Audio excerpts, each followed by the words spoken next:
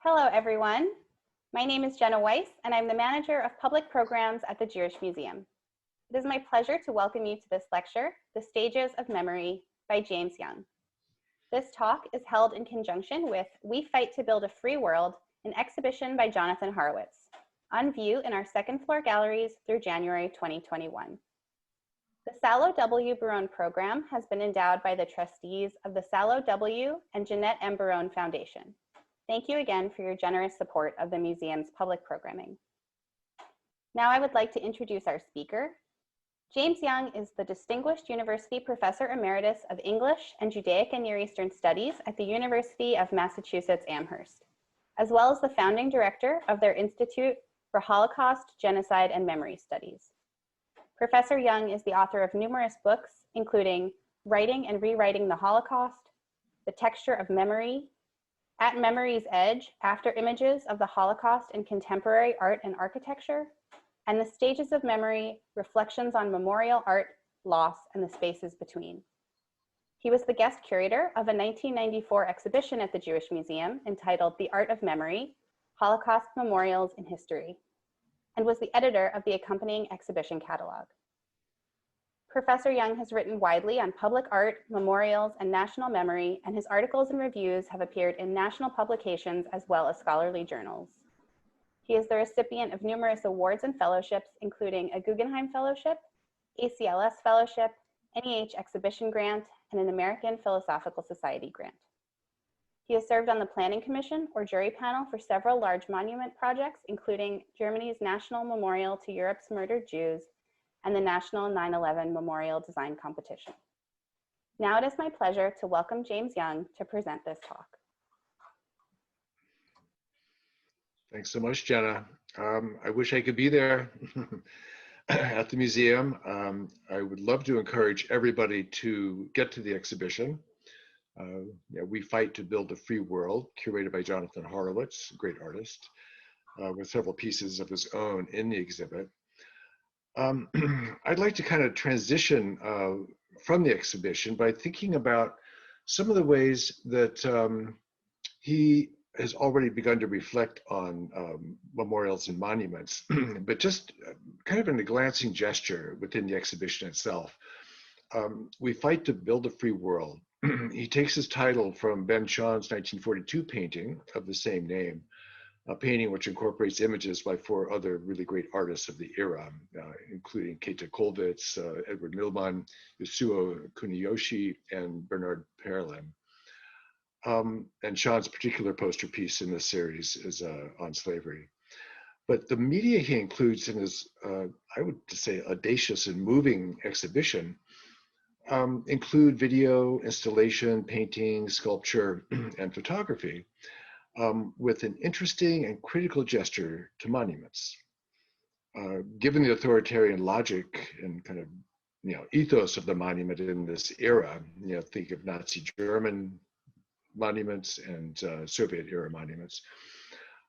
It's not surprising that the monument is almost missing from this exhibition's media forms. In fact, the only two references to monuments are two works by Jonathan in the exhibit. But it's clear to me that in these two works, the only two monumental pieces in this exhibition, Jonathan Horowitz is making a very direct and succinct critique of the monument as perhaps the unfreest of all propaganda media. One, which I'm going to pull up here, they're both entitled, Untitled. But the first one I'd like to look at is Jonathan's piece Untitled, and then in parentheses, Arbeit macht frei, or work makes one free, or work sets you free, which I think is kind of a blistering critique of the monumental abuse and even perversion of his own exhibition's title, We Fight to Build a Free World. In this weird way, work makes one free, and we fight to build a free world, echo each other. And so Jonathan has taken the steel sign over the gate at Auschwitz I, a gate that the prisoners had to pass under, and a gate that really kind of, I would say, taunted the victims as they passed on their way into the camp. Now, in 2009, this gate, Arbeit macht frei, was actually stolen by a Swedish neo-Nazi, who then cut it up and I guess was going to try to sell pieces of it to other neo-Nazi collectors. But eventually it was recovered in a field, returned to Auschwitz, soldered back together, and is now over the gate. But in this piece, Jonathan Horowitz has reproduced the cut up piece of steel as I would, kind of term an inverted gesture to the Nazis' monumental abuse of this aphorism and its subsequent readoption as memento, by contemporary neo-Nazis. So this is it. It's just sitting there in pieces on the floor, kind of the monument in pieces, which is his first really interesting gesture to monumentality. His second is a very contemporary reference.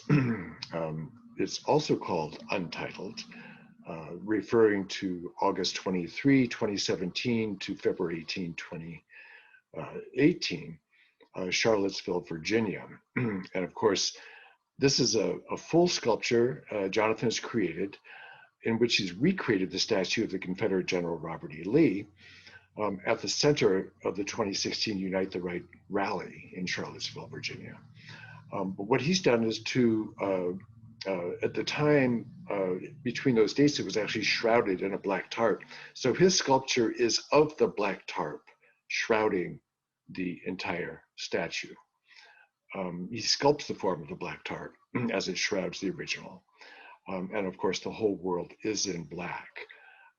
The whole piece is in black. Again, a great counterpoint in capturing, if you will, the demise of the monument, the blotting out of the monument, the tarp, of course, referring to the form inside, the kind of the shaming and the humiliation of the monument itself in this way. So these two pieces make me ask, what is it about monuments that is so inimical to freedom? It's almost as if the first step to freedom is freeing ourselves from these monuments. And this is really the question that I'd like to open with when I refer now to what I call the stages of memory, this kind of arc of memorial vernacular over the years. I would say almost from World War I, but right up to the present moment. So I would begin by thinking of a memorial on the Ile de la Cité in Paris, France, that Maya Lin visited while she was in Paris during her junior year abroad. Maya Lin, of course, is the designer of the Vietnam Veterans Memorial. I think of this because, in fact, she acknowledged eventually that this memorial in Paris and another memorial to the missing of the Battle of the Somme, a World War I memorial by Edwin Lutyens, were inspirations for her Vietnam Veterans Memorial. That is, one of these being a Holocaust memorial. This memorial in particular, on the Ile de la Cité, was dedicated in 1962, designed by Henri Pingouchon, and of course dedicated to the deported Jews of France during World War II. And here, I'd like to read you his description of what exactly he meant to be doing here.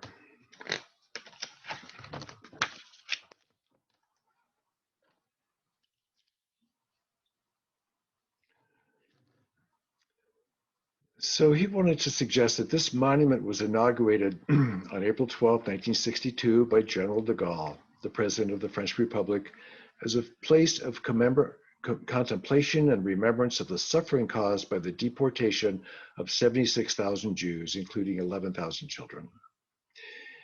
Created by Georges-Henri Pingouchon, it depicts certain features that define the concentration camp environment: narrow passages, tight staircases, spiked gates, restricted views with no sight of the horizon, and frequent references to the triangle, the distinctive mark of the deportees. In Maya Lin notes on her visit, she went down, and you kind of go down in this narrow passageway. The sky mostly is now occluded except for the very tip of the Notre Dame Cathedral, the Grand Cathedral right there. Here are some of the triangles and the spiked things, but what struck her was that this was built into the ground. It was a negative form, carving out a space in the ground that might carve out a space within us for contemplation and memory. The only escape from this space is this grilled window looking out onto the River Seine. If you're across the river looking at this memorial, you see kind of a jutting elbow going into the river. And of course, this internal space would be the inside part of your elbow, kind of the concave verse part of this. Maya Lin in 1981 was taking a class, 1980, taking a class on monument design at Yale in her senior year. Everybody entered the memorial competition for the Vietnam Veterans Memorial, being called a blind competition, and this was Maya's submission, which got passed forward, stage by stage by stage, until it was actually a unanimous winning design out of over some 1,100 blind submissions.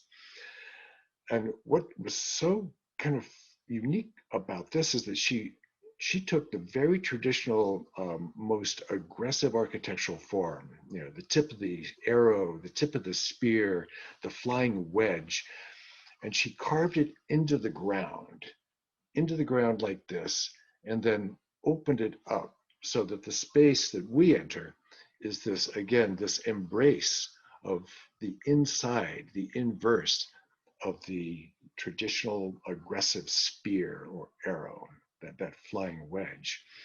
And in her words, she wanted to take a knife and cut it into the earth.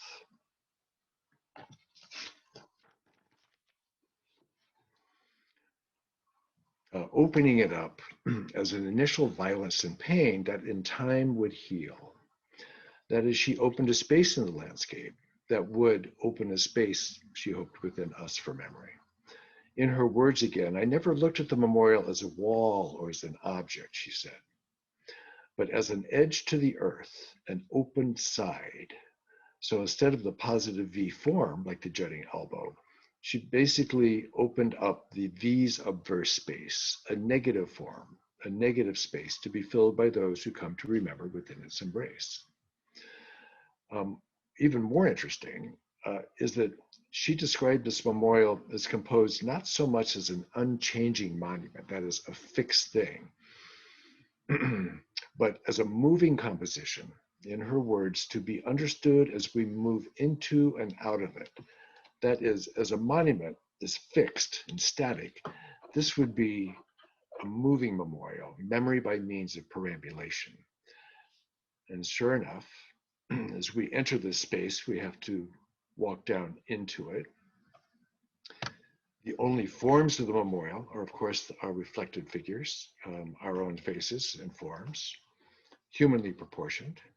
One axis pointing to the Washington Monument, the other axis pointing to the Lincoln Memorial, thereby integrating itself on the wall, but also counterpointing every one of the great neoclassic kind of white obelisks, great white marble designs, creating this scar in the earth, a way for her both to remember the fallen soldiers of the Vietnam War, but also to remember the great ambivalence America felt about the war and even about the soldiers themselves and the veterans as they returned. How to articulate this ambivalence was what she, I think, found and formalized in just an amazing way. America's greatest 20th century monument.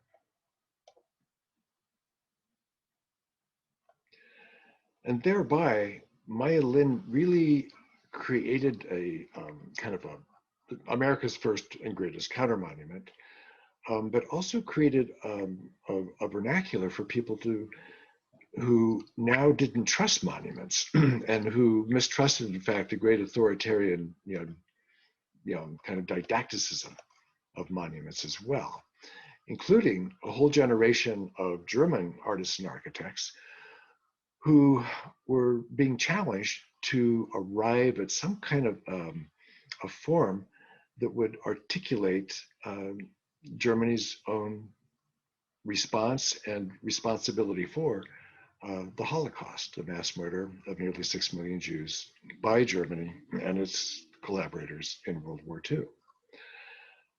One of these proposals was for a national memorial competition in 1995 for a Denkmal for Europe's murdered Jews. The first, what we would call the first competition.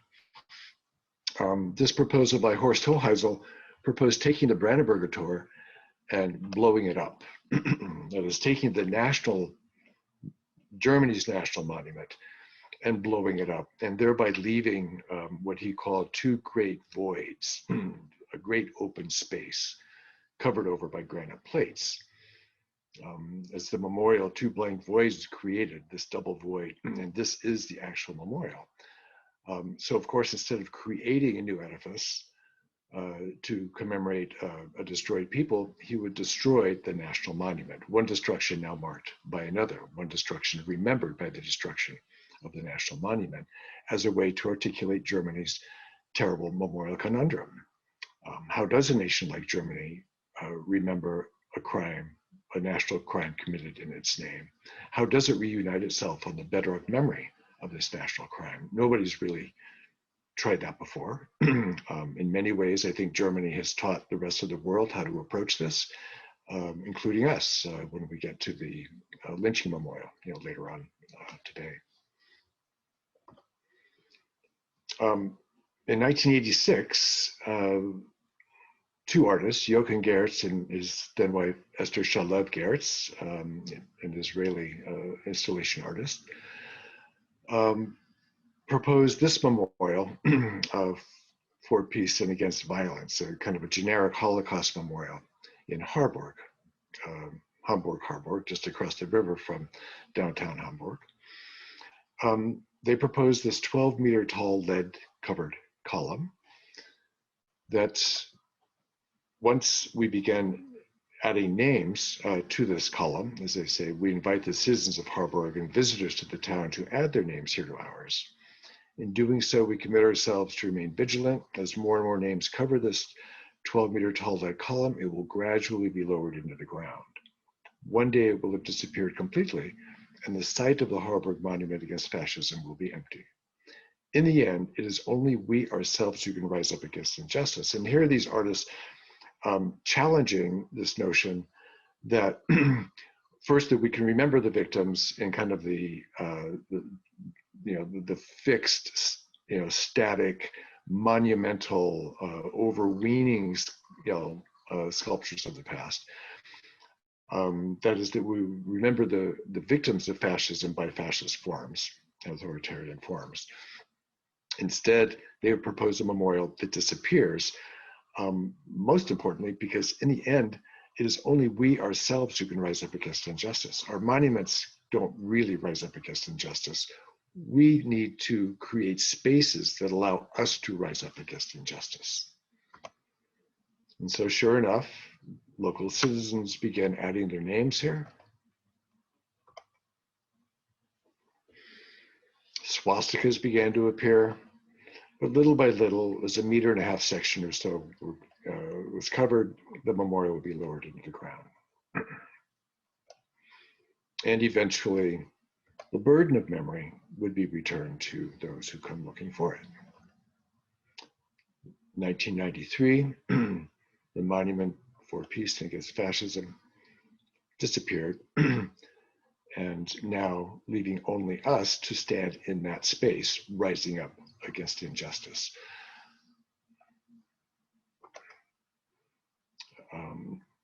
With this memorial in mind, in 1991, Jochen Gertz was brought to Saarbrücken to teach a course at the Institute of Fine Arts in Saarbrücken, in which he took the Saarbrücker Schloss, the kind of the castle, which was head of Gestapo headquarters in World War II in Saarbrücken, where a class was being taught, asked students to go down and steal cobblestones from other parts of town, remove the cobblestones from this square, and take them up to the classroom where the other half of the class was busily researching the names of every last Jewish cemetery destroyed by the Germans between 1933 and 1945. Every last German Jewish cemetery, that is. They carved these names, all 2,162 of these destroyed Jewish cemeteries in Germany, into the cobblestones, and then returned them to the square.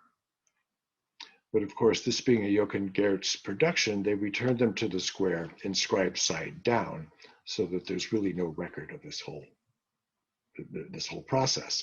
But once again, as people went to the square, the only vertical forms in the square being the people now looking for the monument, the students would greet them with, "Look within yourselves for the memory you search for here.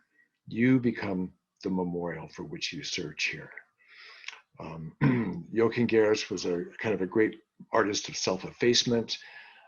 He wanted the art to disappear and live within the people, who might have seen it, and thereby he would again return the burden of memory to those who come looking for it. And this is kind of the way that this generation of German artists is wrestling with memory, how to remember something they might rather forget, and very much owing a debt to Maya Lin, and they were very happy to actually suggest to Maya that she had kind of broken the model, to create these kind of negative form monuments, to open the space up in the landscape, to open space up within ourselves for memory. Horst Hoheisel, who had proposed to blow up the Brandenburger Tor in 1986, at about the same time Jochen and Esther were designing their monument for Harburg, proposed this design for a memorial to the Aschrotbrunnen, a kind of a neo-Gothic pyramid fountain donated to the town of Kassel by a local Jewish philanthropist.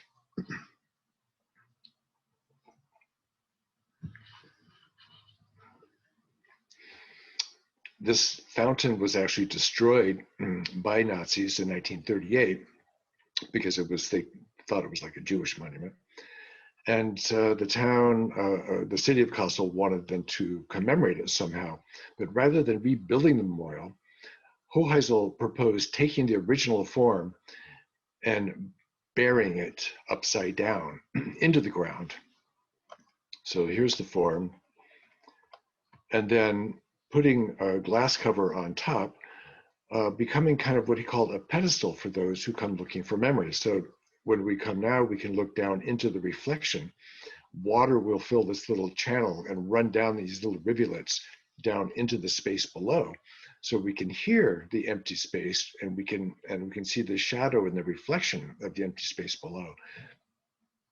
This becomes now yet another negative form monument, a monument that allows us to basically become the memorials for which we search. And again, part of the zeitgeist of this year, neither the Gertzes nor Horst knew that the others were designing memorials like this. Both of them inspired in some ways by Maya Lin's negative form monument unveiled in 1982. So these memorials have come within now 4 years of Maya Lin's amazing design for the Vietnam Veterans Memorial. On the Babelplatz in Berlin, the Germans wanted to install a memorial to the book burnings of March 1933, which took place here, in which all the enemies of the Reich would be burned publicly. The Israeli artist, Misha Ullman, who was living part-time in Germany at the time, proposed what he called Bibliothek, a memorial to be installed beneath the Babelplatz. So you see in the middle here, you've got a window looking down into the memorial. There are two metal steel tablets on either side, one with a description of the book burnings themselves, and another with the prescient words of Heinrich Heine, the great German Jewish where books are burned, so one day too will people be burned as well. Again, the only vertical forms on this square are the people who come looking for the memorial. And they stand above the window and looking down into the window. This is what we see, a room full of empty bookshelves. The books are gone, the authors are gone. Absence will now be remembered by further absence. The void of those left behind will now be recalled by a void built underneath the Babel plots. And again, this preoccupation with both horizontality, the only vertical forms becoming the forms of people here looking down, preoccupation with loss, irreparable loss, which cannot be repaired, which cannot be filled in, and constantly asking this question, how to articulate the void left behind by the Holocaust without filling it in. And this is, again, one of the forms that we get in response. Rachel Whiteread, British sculptor and Turner Prize winner from 1984, famous for having filled in a row house with concrete, taking away all the forms and leaving only the empty space now filled with concrete behind as kind of a ghost, or what she would call material as an index of absence, won the competition for a memorial at the Judenplatz in Vienna to commemorate Austria's murdered Jews.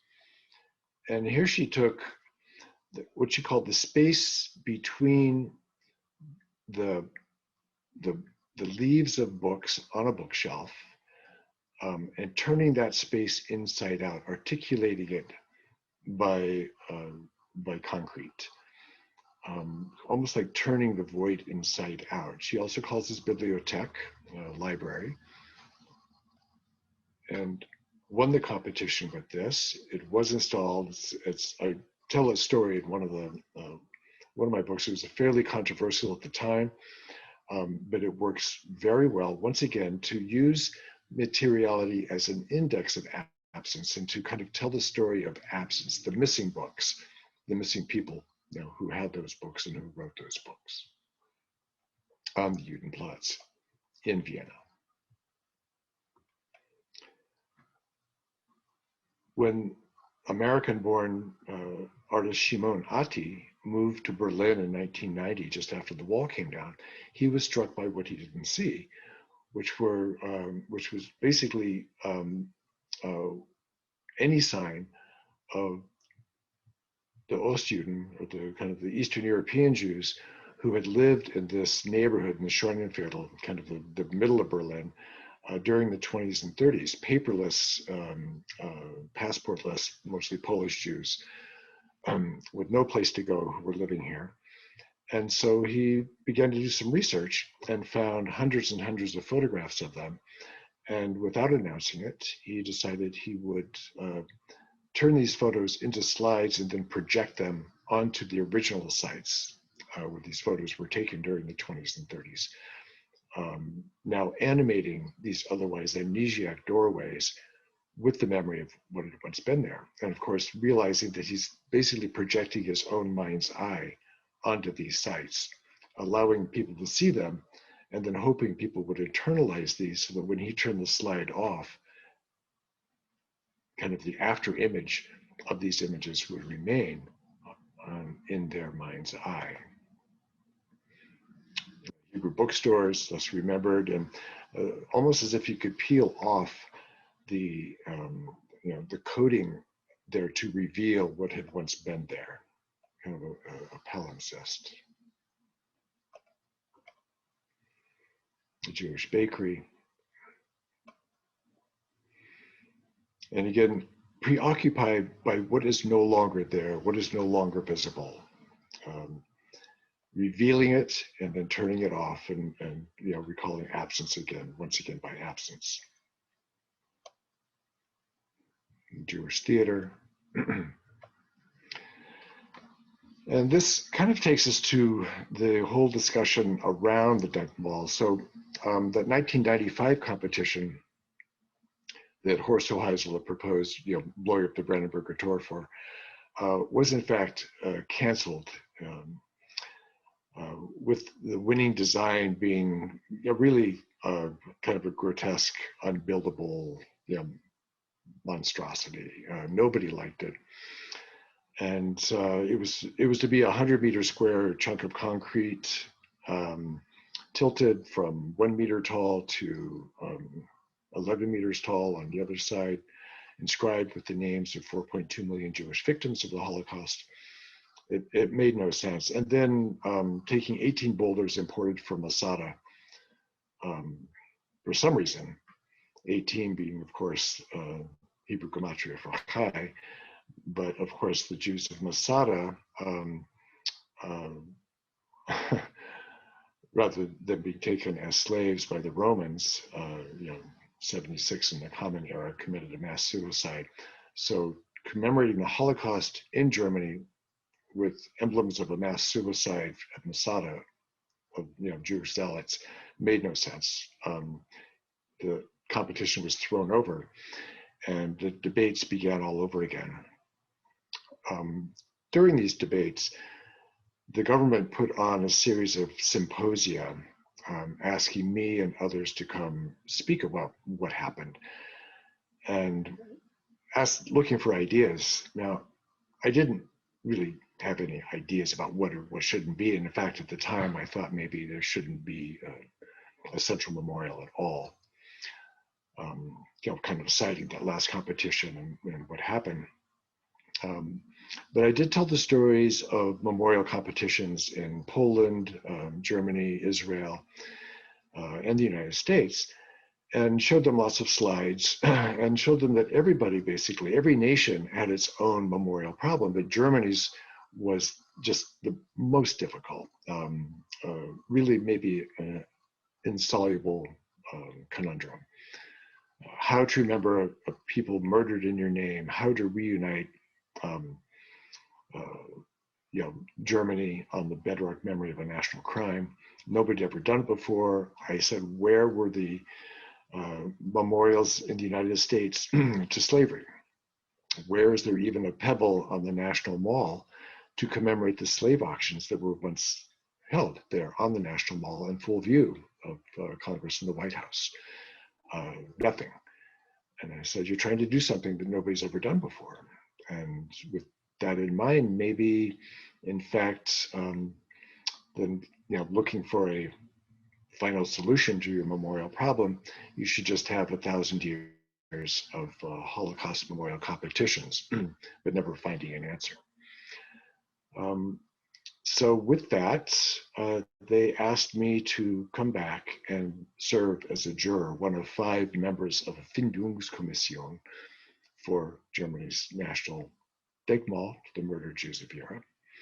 I agreed, but just on the condition that we not solve the problem, but was to articulate the problem. How does Germany reunite itself on the bedrock memory of a national crime? We were allowed to invite 25 artists. We ended up with 3 finalists. One of them, Daniel Liebeskind, the architect who designed the Jewish Museum in Berlin, which includes, of course, a series of voids, 6 voids. Here, Liebeskind proposed what he called stone breath. It looks like sections of the Berlin Wall almost, gesturing to the voids at the Jewish Museum, which we liked. We liked the brokenness. We liked the voids that cannot be repaired. And again, how to articulate voids without filling them in was part of his proposal here. We liked that he let the space run over into the Tiergarten on the left here, ending up right at the Goethe statue, a bust of Goethe. In this model, you get to see the Brandenburger Tor, the Reichstag, and of course this picture, such as it would be taken from near the Potsdamer Platz to show you kind of where it is. In the end, We actually voted for this design by Gesine Weinmiller, 3 votes out of the 5 for first place.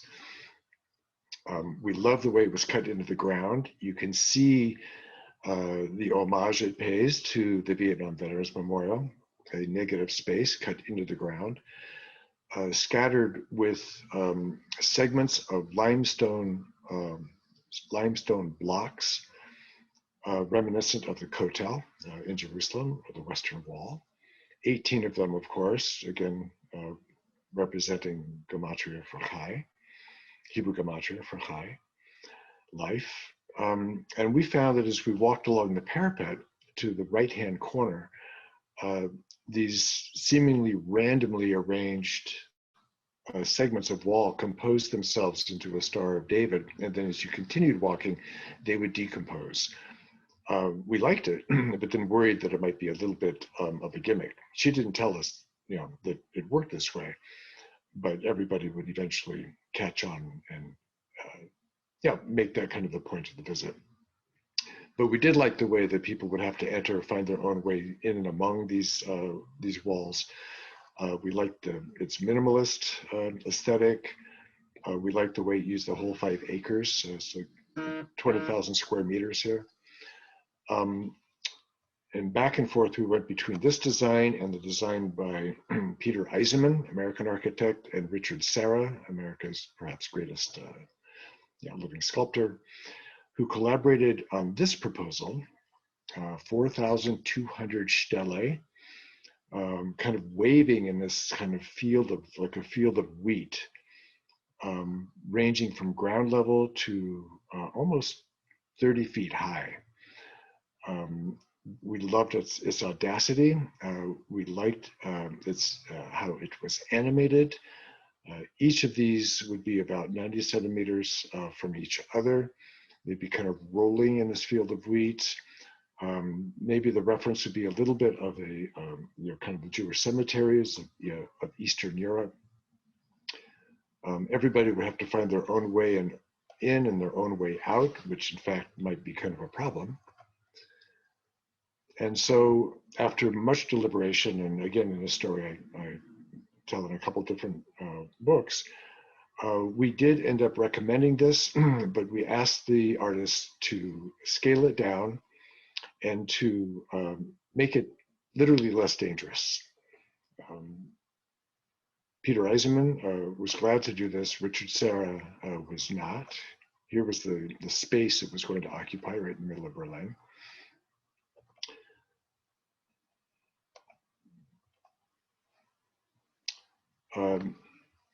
So Peter Eisenman proposed scaling it down from 4,200 stele down to 2,711, now ranging from ground level up to maybe 8 or 9 feet tall. You wouldn't have kids running out over the tops of them, breaking their necks, although eventually the kids would run out over the tops. But buffering the edges a little bit with the linden trees, softening the edges, and making it more humanly proportioned, and not quite so what we thought might be termed as bombastic. Richard Serra said, but if the logic of it is really my oversized Corten steel ellipses, which can actually be literally dangerous. And I said, but we didn't want something literally dangerous. We wanted something ominous and threatening, but not fatal. So Richard Serra left the project. Eisenman won the design competition. And it was in fact dedicated in May 2005, with lots of controversy, lots of politics involved. And again, I won't go into the politics here, but it was used as a point of departure at one point by Joschka Fischer, who joined the new government with Gerhard Schroeder only on the condition that this memorial be built. He said it's not enough to propose something like this without building it, and we must now, as he became the foreign minister, act on memory, have the burden of memory returned to us in this way. So they went ahead and they built it, And he invoked this Holocaust memory when Germany joined NATO in 1995 to bomb the Serbs out of Kosovo as they were gathering Kosovar Albanians into the corner of the country for what was to be a certain genocide. So here are the models. Here it is under construction, and it was indeed dedicated in May 2005. Now so some of the innovations here include obviously the way that this seems to be kind of a rolling animated field. These are not inscribed in any way, and instead they've taken this very abstract design and they have built a place of information beneath it in such a way that in Dagmar von Wilken's design of the place of information below, I think maybe Europe's greatest single Holocaust museum, very succinct, very powerful, sparsely told, but hard history. Anchoring now this field of abstract Stelle. Von Wilken has allowed for the illusion of the Stelle penetrating the lower space so that you've got almost this yin and yang of Holocaust memory above, anchored in hard Holocaust history below. Something that we kept in mind when we got to 9/11, anchoring the great Michael Arad design with a museum below it.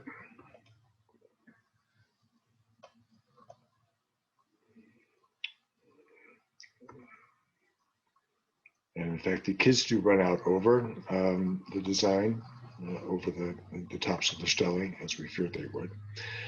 And then a couple more just to round out this notion of the German counter monuments. The Stolpersteiner stumbling stones proposed and executed by German artist Gunter Dendig. These in Hamburg, but there are thousands and thousands of them, some nearly 30,000 of them now around Europe, in which he began by researching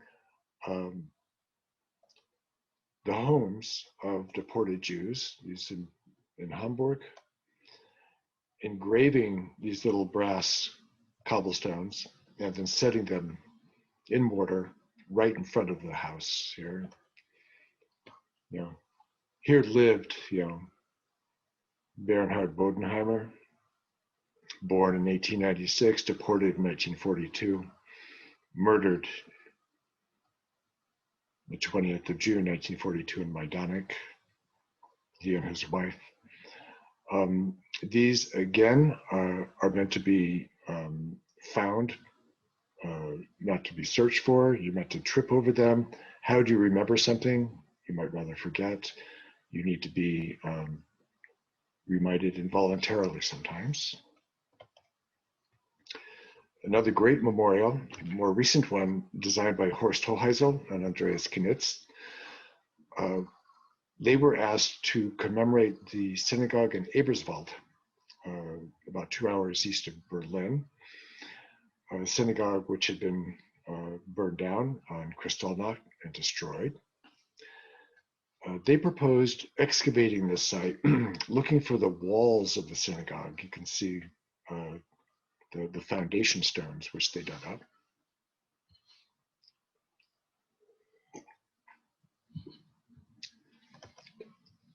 And then installing a 3-meter tall wall on top of the foundations, but completely sealed off, so there's no way to get in or out of this space. Horst Hoheisel, of course, has a doctorate in forestry. He knew that by articulating the space, leaving a void inside, that the only return to life here would be the seeds of trees and brush that would find its way into this empty space, which nobody can enter. And so returning life to this place of destruction and death would be how these artists hope to commemorate the destroyed synagogue of Eberswalde.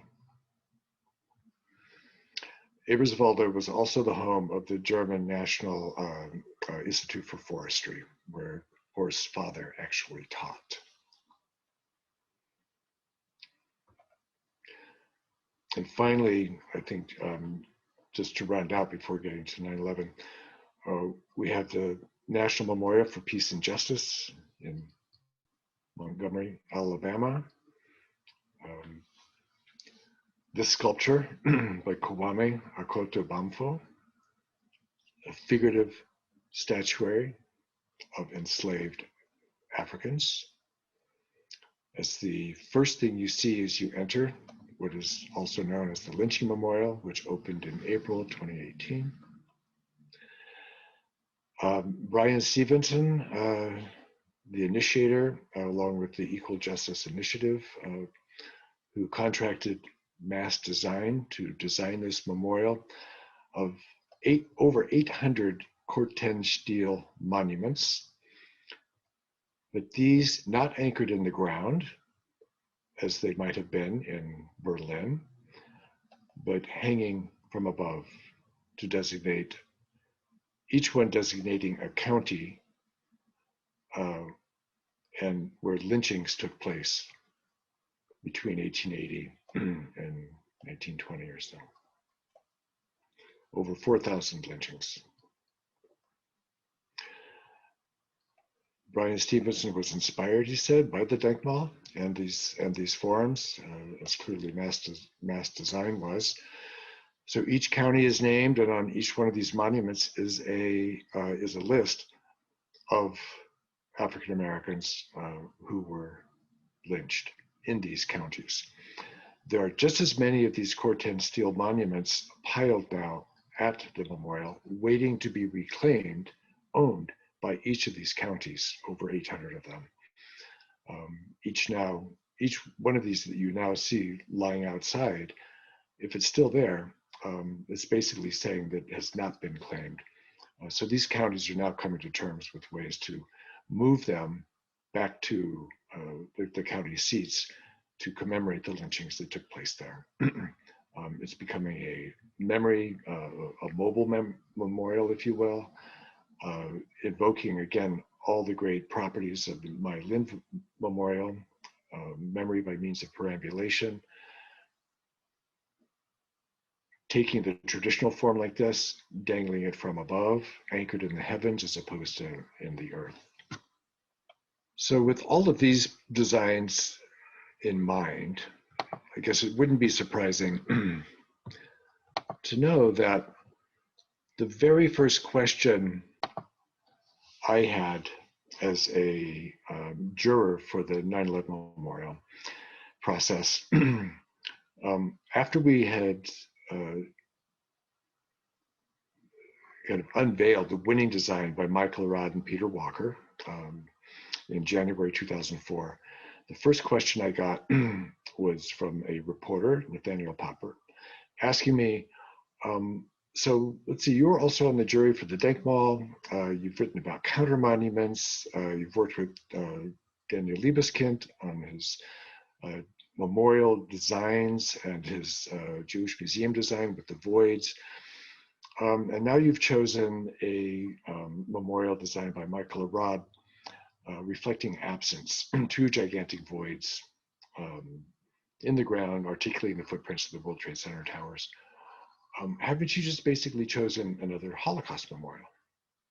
Which kind of took me aback.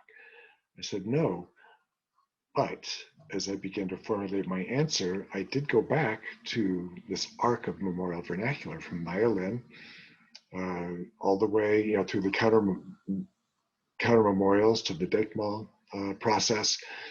And now sitting here thinking of it, I did have to say that just because we have voids in the ground here with further voids in their middle doesn't make it a Holocaust memorial, but it does show the ways that all memorial architecture may have been inflected in some ways, by the Holocaust. The preoccupation with voids and absence and irredeemability, I think, is something that preoccupies a whole generation of artists and architects after the Holocaust. And so within just a couple weeks of the attacks on the World Trade Center, I was asked to come back into New York. I had actually been there just a day before. Come back in and work with the mayor's office and governor's office on how to commemorate the attacks, which was crazy because this was memory ongoing. It wasn't memory yet. And suggested that maybe we needed to keep in mind some of the ways that contemporary artists and architects have begun to reconceive of the memorial as a process. Think of the memorial in its stages, beginning perhaps with the faces of those watching the towers come down, the reports, how people view this around the world. The towers came down on live TV, viewed, it's estimated, by some 1.4 billion people.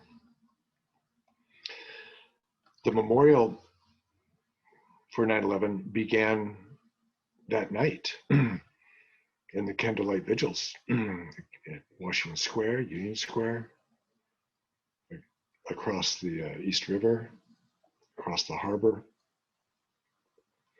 Very traditional memorial, vernacular, lighted candles like yard site candles, light beating back the darkness, the fragility of a flame, the ephemerality of the flame extinguished, the comfort we take in the warmth of the candle,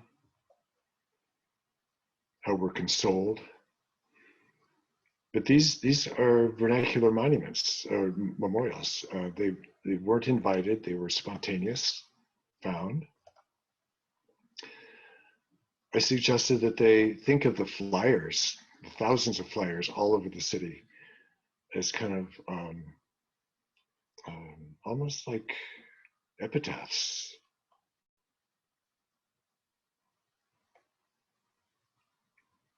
And of course, the memorial motif here is missing, absent. Have you seen my mother? Have you seen my father? Have you seen my brother?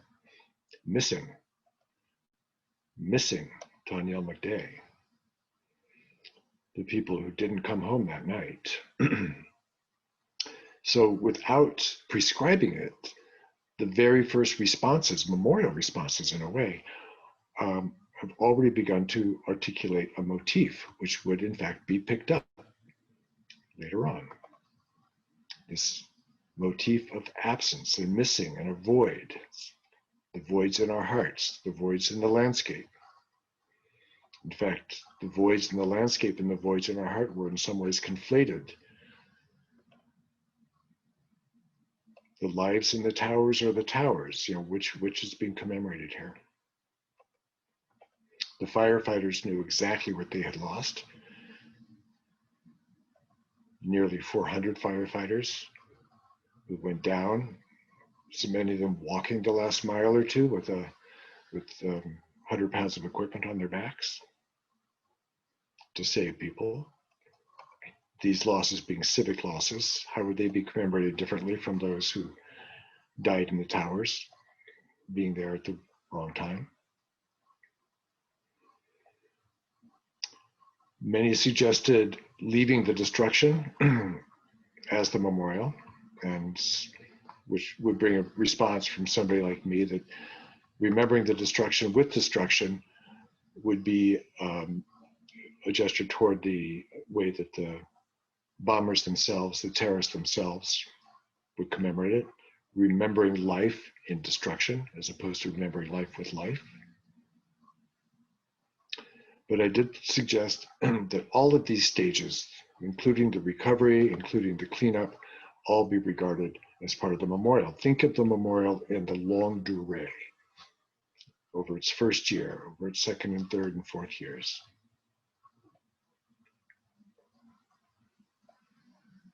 An accidental iron cross,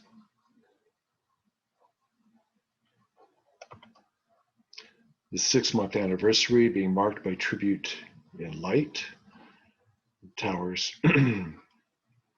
These towers of light visible for over almost 60 miles around. Our jury recommended that these lights be installed permanently to be shown once a year on September 11th, which they are, along with the memorial. On the first anniversary of the memorial, families came to read the names of their lost loved ones. Ground zero had been cleaned up all the way down to bedrock. 2 small ponds installed, into which the families would cast flowers commemorating their lost loved ones. The slurry walls, evidence of the, what the architects call the great, the great strength, holding back the harbor waters. They didn't give, but they began to leak. All of these stages coming up to 2003 in February, with a choice between 2 finalists for the new World Trade Center towers. This designed by the Think Team, Frederick Schwartz and Raphael Vignoli. 2 skeletal towers, much acclaimed by critics, but derided by family members who said that these towers reminded them of death and skeletons. Part of this design was kind of an empty cube commemorating, articulating the footprints. Again, without being asked to, memorials were being created here, which is very, very interesting, quite brilliant. Again, the void left behind, commemorated by new voids. The winning design by Daniel Liebeskind, chosen in an executive decision by Governor Pataki,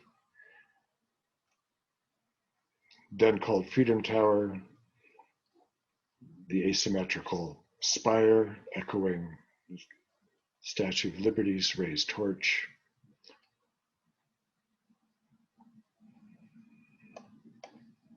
And of course, we know how the tower, has turned out. But these 2 are also stages of now the building. People ask what should come first, the building of the rebuilding the World Trade Center or the memorial. In February, Liebeskind's design was announced as the winning design, February 2003. And in March, I was asked to join a jury of 12 others for an international competition for the World Trade Center memorial. And here was Liebeskind's final model. The memorial competition was to find something that would somehow fit within this, which was going to be very difficult. So we asked on the announcement of the memorial competition in April of 2003 for everybody to come break the rules. Paula Grant Berry here introducing the memorial competition. Maya Lin is on the jury along with Michael Van Valkenburg. Michael Van Valkenburg had headed the memorial competition for the Vietnam Veterans Memorial. Maya Lin, of course, the architect of the Vietnam Veterans Memorial. Lowry Sims, head of the Harlem Studio Museum. Patty Harris, deputy mayor. Vartan Gregorian. Julie Manen. Susan Friedman, head of the Public Art Fund. Martin Purrier, and Mike McEwen, deputy governor. And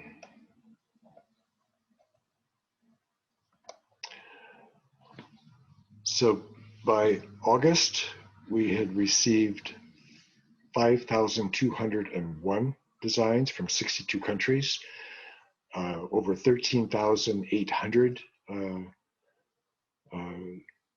people had registered for the competition, followed by 5,201 actual submissions.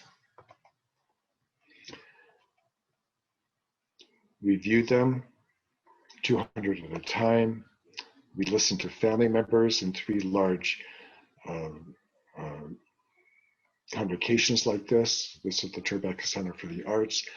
Just listening, just being informed by their losses, not being lobbied or told what to do, but we just needed to absorb their losses so we keep them in mind when arriving at finding a design to open a space for memory within us, open a space in the landscape. Meetings with Mayor Bloomberg now, meetings with the governor, in which we asked him at this particular meeting to promise us that he would not overrule whatever our choice would be, that we had to be allowed to fail. He agreed to that. There might not be a winning design we proposed, and we had to be able to arrive at that judgment. If we needed to, he agreed to that. Lots of politics involved, and I write about that in different places. Mayor Bloomberg gave over Gracie Mansion to us, where we finally met the 8 finalists in November 2003.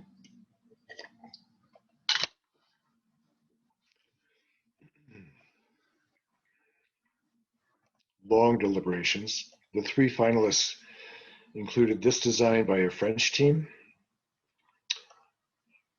planting over the entire 5 acres, a ground zero with blossoming trees, articulating the footprints and wildflower gardens. We loved the pastoral elegiac quality of this.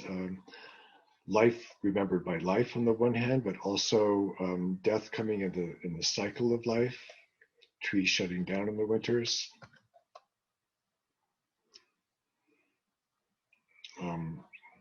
But for reasons I talk about, again, Stages of Memory, my last book,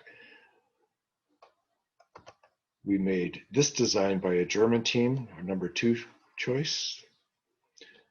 A spectacular design. We thought it would have complemented beautifully Santiago Calatrava's new winged bird transit center. But so beautiful and so spectacular that it kind of took us outside of ourselves. It didn't really open that space up for us, but kind of took us out into the spectacle itself. The memorial logic would end up corresponding to its name, Memorial Cloud, which we didn't like because the cloud, in fact, would have been the toxic cloud that smoldered downtown for the first 3 months after the attacks. These glass tubes would glow at night, lit from below, and funnel light down in the daylight hours to the names of the victims below. The footprints articulated in sod. And eventually we chose this design by Michael Rudd and Peter Walker. Going to end with what we ended up with here. So this is Daniel Liebeskind's drawing of the winning design, reflecting absence. These 2 great voids with further voids surrounded by trees. Daniel drew this in April 2004, just a couple months, 3 months after we announced the winning design. But Michael Rudd walked us through his process, how he arrived at this design. And we were kind of blown away to realize that he had sketched this little memorial design just a couple of months after the attacks themselves. There was no competition, but he had watched the towers come down from his own apartment building roof in the East Village. Devastated, he sketched out this design for a possible memorial in which he would have taken the voids left behind by the towers and put them in the harbor down there at Battery Park. So that in the water, 200-foot square voids going down however deep, probably an impossible engineering feat to bring it off, but this was his epiphany, and it was quite beautiful. So he built a water table, designed it to put on top of his building, just to see what this would look like. So the competition rolls around in April 2003. He's got this vision, but of course, the competition is asking to place the memorial at ground zero in that 5-acre site. So this is the board he submitted. He took the footprints of the towers, created voids in them with further voids at the center. He built these beautiful galleries, designed these beautiful galleries below, from which we could view the skyline through these veils of water. And finally, when we got to really talk with him, Michael van Valkenburg, the landscape architect on our jury, was recommending that that Michael Arad find a way to add life to this open plaza, so it wouldn't reproduce kind of the inhospitable parts of the super blocks that made the World Trade Center towers themselves so inhospitable, in the hot of the summer or in the cold of winter. So we added a few trees, and then came back with by inviting a great landscape architect, one of our greatest, Peter Walker, to come up with a way to bring life to this open plaza. Peter Walker proposed planting over the plaza with these white swan oak trees, arranged in what he called an abacus grid, so that from east to west, west to east, you could look down the rows of these trees, and they would replicate the grid of the city, nice neat rows. But looking from north or south, they would suddenly now become random groves of trees, so that you're combining the grid of the city with the randomness of nature, which we thought was a spectacular solution.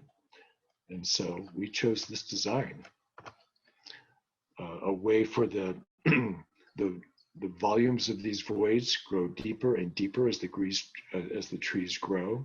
The trees representing regeneration of life downtown, the falling water, falling but never replenishing, the terrible loss left behind, remembering loss with loss, life with life, and the impossibility of ever replenishing the lost in our hearts, the loss of the landscape. The families loved this design when we announced it, and construction began.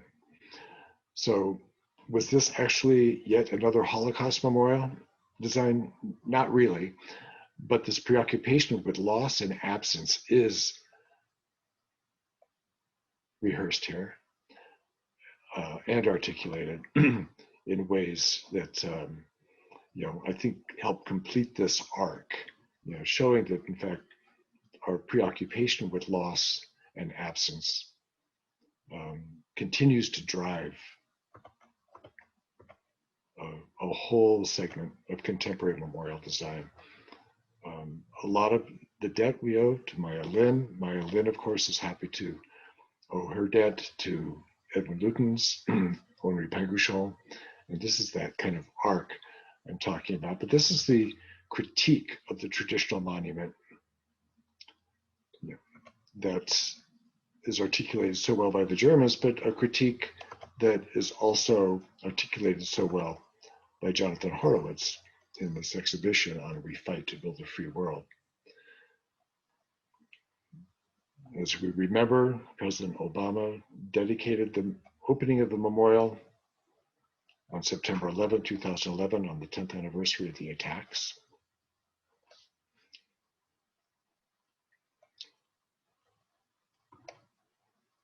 The names arranged here are arranged in what Michael Arad has called meaningful adjacencies, in which every single family was asked where they would like their loved one's name to be placed and who they would like their names to be placed near. Everybody responded, and Michael Arad and his firm, architectural firm, Handel and Associates, found the algorithm to honor everybody's request.